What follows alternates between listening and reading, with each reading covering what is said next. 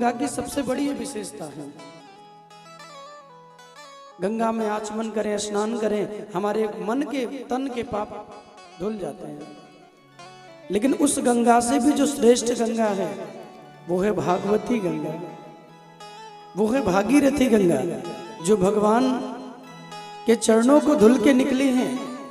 और एक है भागवती गंगा जो भगवान के मुख से निकली है। उस गंगा से भी ज्यादा श्रेष्ठ इस गंगा की महिमा है।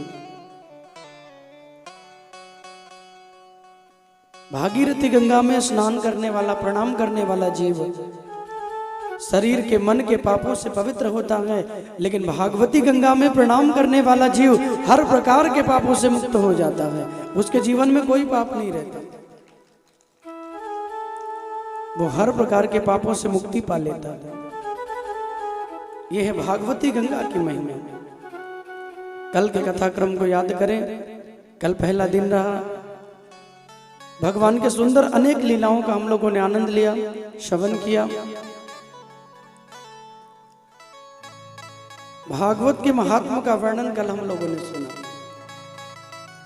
नारद जी ने अपने पूर्व चरित्रों का वर्णन सुनाया, अपने पूर्व चरित्रों की महिमा का आनंद दिलाया। भगवान के नाम संकीर्तन की कितनी बड़ी महिमा है। केवल नाम के जप को करके नारद जी दासी के पुत्र से नारद हो गए। इसलिए कलयुग में नाम संकीर्तनम यस्य सर्व पाप प्रणाशनम। कलयुग में भैया केवल एक महिमा है, भगवान के नाम की महिमा। जो जितना नाम गाए वो भगवान के उतने करीब चला जाए। कलयुग में भगवान के नाम की बड़ी महिमा है। व्यास जी ने श्रीमद् भागवत महापुराण की रचना की है, और भागवत पुराण की रचना करते ही व्यास जी का जो मन है वो मन प्रसन्न हो गया। और जब व्यास जी का मन प्रसन्न हुआ तो अनेक पुराणों को रचने के बाद भी जिनका मन प्रसन्न नहीं होता था, उन व्यास जी का मन भागवत की रचना करके प्रसन्न हो गया। क्योंकि भागवत में भगवान के चरित्रों से ज्यादा, भगवान के चरित्रों से ज्यादा भगवान के भक्तों के चरित्रों का वर्णन है।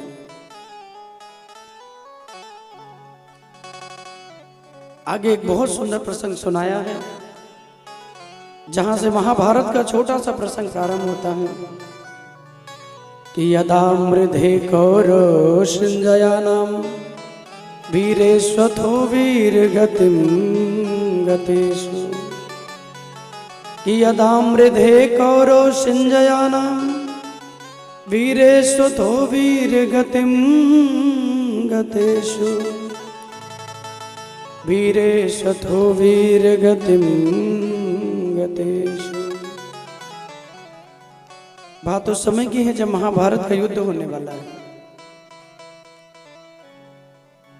दुर्योधन और अर्जुन दोनों भगवान कृष्ण से मिलने के लिए गए, और जब दोनों मिलने के लिए जाते हैं तो भगवान लेटे हुए थे। अर्जुन जाके भगवान के चरणों की ओर खड़े हो गए, और दुर्योधन जाके भगवान के सर की ओर खड़े हो गए। अभिमानी व्यक्ति हमेशा सर के पास खड़ा होगा। अभिमानी व्यक्ति को सम्मान करना नहीं आता भैया। कभी भी गुरु के, माता पिता के चरणों में ही खड़ा होना चाहिए, सर के पास नहीं।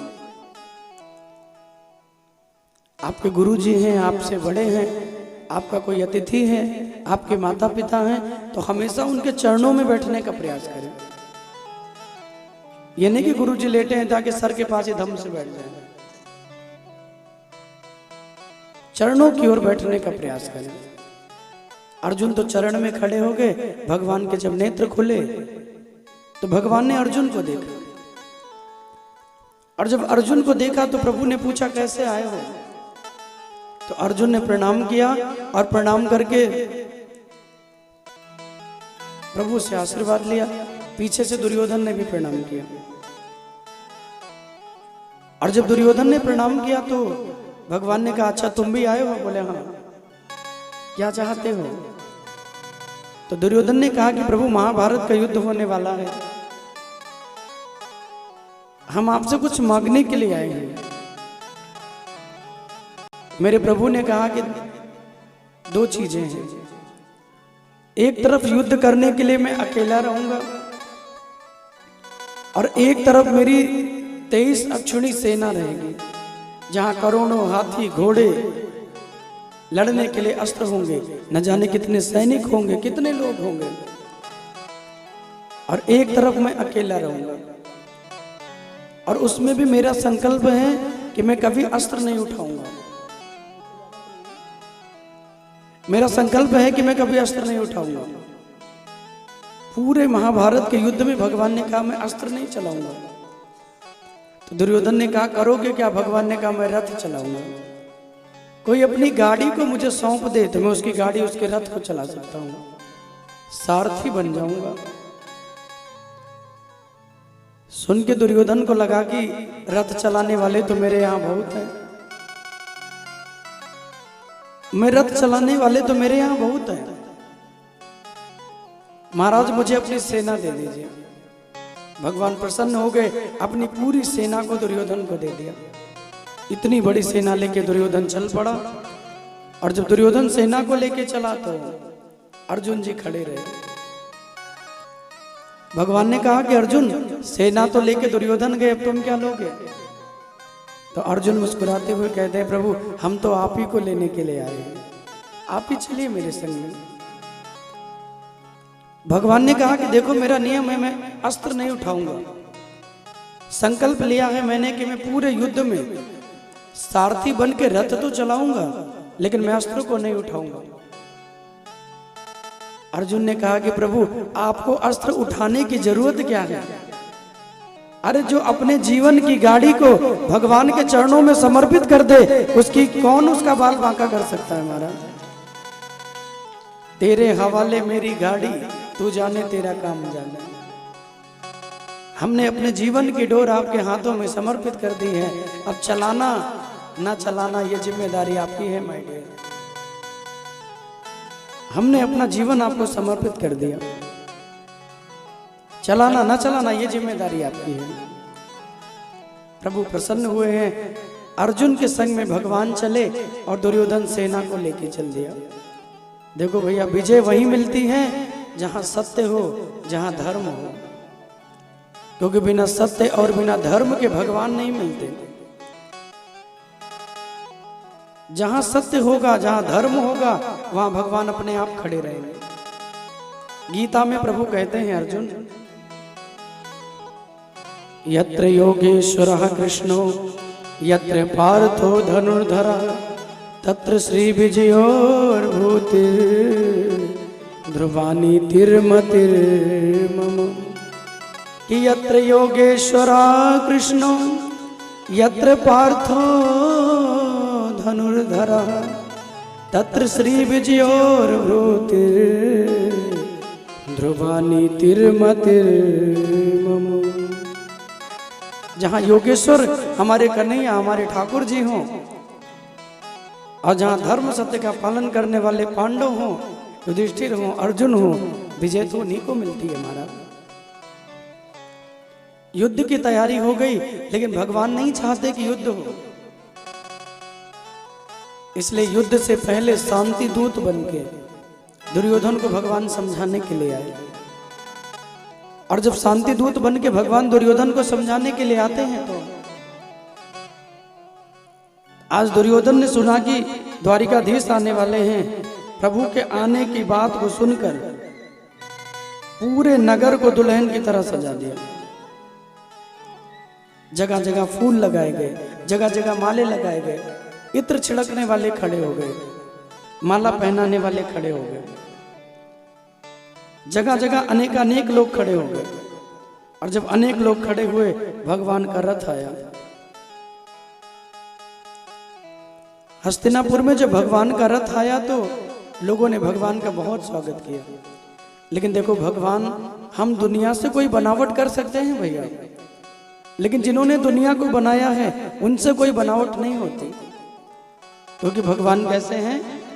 सबके उर अंतर बसई अजान ही भाव को भाव, सबके उर अंतर बसई अजान ही भाव को भाव।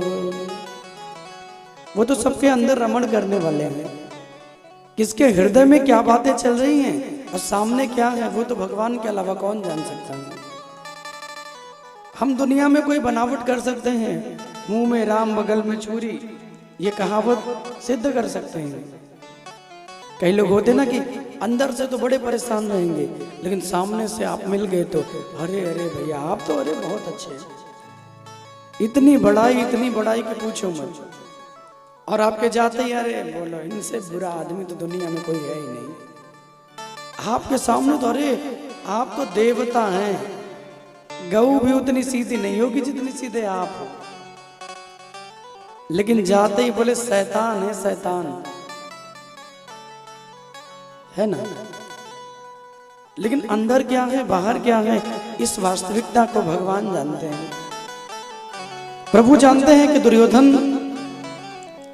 वास्तविक मुझे प्रेम नहीं करते, और कहते हैं जब भगवान ने प्रभु से कहा आइए आपका स्वागत है, रथ भगवान का हस्तिनापुर में आया, हजारों लाखों लोग हस्तिनापुर में खड़े हैं केवल प्रभु के दर्शनों के लिए, भगवान का दर्शन करना चाहते हैं। और जब इतने लोग खड़े हुए, रथ जब अंदर आया तो उसी भीड़ में भगवान के एक परम भक्त खड़े हैं जिनका नाम है विदुर और विदुरानी। साग विदुर घर खाई, वो कथा सुना रहा। भक्त विदुर और विदुरानी वहां पे खड़े हैं, और जैसे भगवान का रथ आया लाखों की भीड़ में सबसे पीछे खड़े महाराज। और जब सबसे पीछे खड़े थे तो सबको भगवान ने देखा। लेकिन वो कहते हैं ना, भक्त जितना भगवान से मिलने के लिए लालायित रहता है, भगवान भी भक्त से मिलने के लिए उतना ही लालायित रहते हैं। और जैसे भक्त और भगवान के नेत्रों का मिलन हुआ, 4 मिले 64 खिले, अभी से रहे कर जोरी, और प्रेमी से प्रेमी मिले तो भी हंसी 60 करोड़। कि 4 मिले 64 खिले, 20 रहे कर जोरी, और प्रेमी से प्रेमी मिले तो भी हंसे 60 करोड़। आज 2 नेत्र भक्त के, 2 नेत्र भगवान के, 2-2 मिलके कितने हो गए? 4 मिले। जब भक्त और भगवान के नेत्रों का मिलन हुआ तो देखो, मिलना भी 2 प्रकार का होता है। एक शरीर का मिलना होता है, किसी को भेंट लिया, किसी को आलिंगन कर लिया, एक मिलना होगा। एक मिलना नेत्रों से भी होता है महाराज। सामने कोई आया तो नेत्रों से नेत्रों में बातें हो गई, इशारों में बातें हो गई, किसी को पता नहीं चला, ये भी एक मिलना है। आज भगवान ने विदुर को देखा, विदुर के नेत्रों में भक्ति के आंसू भरे हैं, नेत्रों से झरझर अश्रु गिर रहा है, क्योंकि भरोसा नहीं हो रहा मेरे गोविंद का दर्शन मुझे हो रहा है। और महाराज रोते हुए भगवान को देखा, मुस्कुराने लगे। जब ये मुस्कुराए तो भगवान भी मुस्कुराए। 64 खिले, 32 दांत इनके और 32 भगवान के मिलके हो गए 64 खिले, अभी से रहे कर जोरी। इन्होंने प्रभु से दोनों हाथ जोड़ के प्रणाम किया, भगवान ने भी दोनों हाथों को जोड़ के इनका अभिवादन किया। 10 उंगलियां इनकी, 10 प्रभु के, 10-10 मिलके 20 रहे कर जोरी। और प्रेमी से प्रेमी मिले तो भी हंसी 60 करोड़। इन नेत्रों से भक्त और भगवान का जब मिलन हुआ तो एक एक रोम से भगवान के आनंद निकल पड़ा। विदुर जी रोने लगे, ये भक्ति के आंसू हैं। एक एक रोम से अश्रु निकल रहा है, और जब अश्रु निकलने लगा तो बड़े गदगद हो गए। इशारों में भगवान से कहा कि प्रभु कभी इस गरीब की कुटिया में भी आओ और मेरे भी भोजन का भोग लगाओ। भगवान ने इशारे में कह दिया कि आया तो दुर्योधन के यहाँ हूं, लेकिन भोजन आप ही के यहाँ करूंगा। अब इतना सुनते ही विदुर जी तो गदगद हो गए। लाखों लोग खड़े हैं सोचिए, लेकिन बातें भगवान के विदुर से हो रही हैं। इतने लोग खड़े हैं, सब भगवान को देख रहे हैं, लेकिन भगवान की नजरें अपने भक्त के ऊपर है। क्योंकि भगवान का संकल्प है, कोई भगवान की ओर जब बढ़ता है तो हजारों कदम से मेरे ठाकुर जी दौड़ पड़ते हैं, एक नहीं बल्कि हजारों। बोले भक्तवत्सल भगवान की जय, कि तू जो दौड़े एक पग तो मैं दौड़ो 60, और पीछे पीछे मैं फिरूं कबहू न छोड़ो साथ। कि पीछे पीछे मैं फिरूं और कबहू न छोड़ूं साथ, पीछे पीछे मैं फिरूं कबहू न छोड़ूं साथ। जितने भी भक्त हुए हैं आप उनके इतिहास को उठा के देख लीजिए, सबके पीछे पीछे भगवान दौड़े हैं। चाहे प्रहलाद जी हो, चाहे ध्रुव जी हो, चाहे मीरा हो, चाहे नामदेव हो, जितने भक्त हैं भगवान ने सबको दर्शन दिया है। सूत जी महाराज कहते हैं, महात्माओं ये प्रभु की महिमा है, जो भी भगवान के शरण में आए उसके लिए प्रभु हजारों कदम दौड़ पड़ते हैं। विदुर जी को भगवान ने कहा आपके घर भोजन का भोग लगाएंगे, इतना सुनते ही गदगद हो गए। विदुरानी से कहने लगे, अरे सुलभा देख कन्हैया सामने खड़े हैं, तू भी जी भर के दर्शन कर ले। लेकिन जब तक विदुरानी जी देखती प्रभु को, तब तक भगवान आगे बढ़ गए। और जब भगवान आगे बढ़े तो दुर्योधन दुशासन के महलों में भगवान को लेके गया। और जब दुशासन के महलों में वो लेकर जाता है तो इतने इतने व्यंजनों का वहां पे व्यवस्था की गई है। प्रभु से कहते हैं, प्रभु 56 व्यंजन आपके लिए बने हैं, भोग लगाइए। इतने इतने व्यंजनों को सामने देखा भगवान ने, लेकिन देखिए भगवान का नियम है, भगवान कभी व्यंजन के भूखे नहीं है। भगवान को व्यंजन प्रिय नहीं है भैया।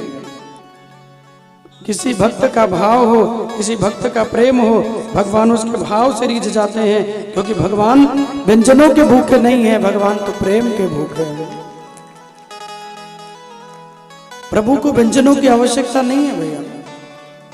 भाव का भूखा हूं मैं और भाव ही मेरा सार है, कोई भाव से भज ले मुझे तो भव से बेड़ा पार है।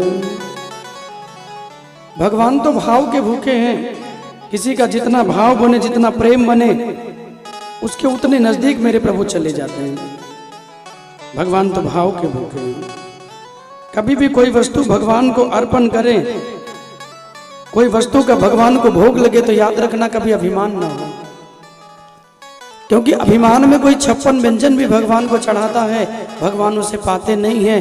लेकिन कोई प्रेम से सूखी रोटी का भोग लगा दे तो 56 भोग समझ के खाते हैं, क्योंकि भगवान हमारे व्यंजन के नहीं, भगवान तो भाव के भूखे हैं। व्यंजनों के प्रभु भूखे नहीं है, वो तो भाव के भूखे हैं। दुशासन के महलों में जब भगवान ने 56 व्यंजन को देखा तो 56 व्यंजनों को देख करके भगवान कहते हैं कि देखो मैं तुम्हारे यहां भोजन तो कर लूंगा, लेकिन ना तो तुम्हारे मन में भोजन कराने के लिए कोई प्रेम है और ना तो मुझे भूख लगी है। भगवान के भोजन के लिए 2 कंडीशन है भैया, या तो भोजन कराने वाले के मन में बड़ा प्रेम भरा हो, या तो फिर भोजन करने वालों को भूख लगी हो। भगवान ने कहा कि दुर्योधन मैं तुम्हारे यहां भोजन नहीं करूंगा। बोले क्यों प्रभु? भगवान ने कहा मैं कोई स्थिति में भोजन करता हूं, या तो मुझे बहुत भूख लगी हो, या भोजन कराने वाले के मन में बड़ा प्रेम हो तो मैं भोजन करता हूं। एक संत जी ने मुझे बड़ी सुंदर बात बताई कि भोजन 3 प्रकार से किया जाता है। किसी के भाव में, या तो अपने अभाव में, या फिर किसी के प्रभाव में। किसी का भाव इतना ज्यादा बने, इतना ज्यादा प्रेम हो जाए। कई बार होता ना कि हम लोग भोजन करते हैं, लेकिन जैसे कोई प्रेमी व्यक्ति आ गया, नहीं नहीं 1 रोटी और लीजिए, 1 तो और लीजिए महाराज, तो ना भूख रहते हुए भी प्रेम में एक रोटी लेना पड़ता है, थोड़ी सी दाल सब्जी लेनी पड़ती है। ये हो गया भाव का भोजन। दूसरा है अभाव का। वो स्थिति भगवान किसी के जीवन में ना लाए भैया। इतना अभाव किसी को ना हो कि भगवान को कोई वस्तु अर्पण करना हो तो वो प्रभु को भी न दे सके। ये होता है अभाव। अगर अभाव है जीवन में, कहीं कोई व्यवस्था नहीं है, क्या दूं क्या करूं, तो अभाव में भी जहां भोजन मिले वहां कर लेना चाहिए। और तीसरा है प्रभाव में। किसी का बहुत बड़ा प्रभाव हो, कोई बहुत बड़े आदमी हो, उनके यहाँ चले जाओ, नहीं भी करोगे तो डांट के खिला देंगे। बोले देखो भोजन करके जाना, अगर हमने देखा कि तुम चले गए तो तुम्हारी खैर नहीं। तो उस व्यक्ति के प्रभाव में हम भोजन कर लेते हैं। लेकिन भगवान भागवत में कहते हैं केवल दो स्थिति में भोजन करते हैं प्रभु। या तो भगवान को भूख लगी हो, और या फिर जो भोजन कराने वाला है उसके मन में बड़ा प्रेम भरा हो। क्योंकि भगवान को प्रेम से और कोई वस्तु चाहिए ही नहीं। प्रेम में कोई भगवान को बांधना चाहे तो बांध लेता है, अभिमान में, बल में, धन में भगवान को कभी बांधा नहीं जा सकता। कोई कितना भी अभिमान करे, कितना भी कुछ भी हो जाए, लेकिन अभिमान में भगवान को नहीं बांध सकता। किसी व्यक्ति का प्रेम हो तो प्रेम में भगवान बन जाते हैं। किसी का भी प्रेम हो तो भगवान प्रेम में बन जाते हैं, लेकिन भगवान कभी अभिमान में नहीं बनते। सुखदेव जी महाराज कहते हैं कि राजन, प्रभु ने भोजन करने से मना कर दिया, और जब भगवान ने भोजन करने से मना किया तो दुर्योधन ने हंसते हुए पूछा कि प्रभु भोजन आपने मना कर दिया तो भोजन कहाँ करोगे? भगवान ने हंसते हुए कहे, मेरे भक्त हैं विदुर, मैं विदुर जी के यहाँ जाके भोजन करूंगा। दुर्योधन को हंसी आ गई, उस विदुर के यहाँ भोजन करोगे जिसको हमने अपने राज्य से, अपने महलों से निकाल दिया? उसके पास खुद के खाने के लिए कोई वस्तु नहीं है, वो आपको क्या खिलाएगा प्रभु? उसके पास तो खुद की कोई वस्तु नहीं है, एक एक निवाले के लिए तरस रहे, वो आपको क्या देंगे? भगवान कहते हैं देखो मैं व्यंजनों का भूखा नहीं हूं। किसी भक्त का प्रेम हो जाए तो मैं सूखी रोटी भी खा लेता हूं, और बड़े बड़े राजाओं का 56 भोग भी अगर प्रेम ना हो तो मैं छोड़ देता हूं। इतना कहे कि जितने व्यंजन बने हैं उन व्यंजनों को छोड़ के भगवान चल गए। दुर्योधन की मेवा त्यागे, साग विदुर घर खाई, सबसे ऊंची प्रेम सगाई, सबसे ऊंची प्रेम सगाई। दुर्योधन के मेवा को भगवान ने छोड़ दिया और विदुर के यहाँ सूखे पत्ते खाने के लिए चल पड़े। यही तो भगवान की महानता है भैया। भक्त के लिए भगवान अपने नियम को तोड़ देते हैं। ठाकुर ने संकल्प लिया है कि महाभारत के युद्ध में मैं कभी अस्त्र नहीं उठाऊंगा।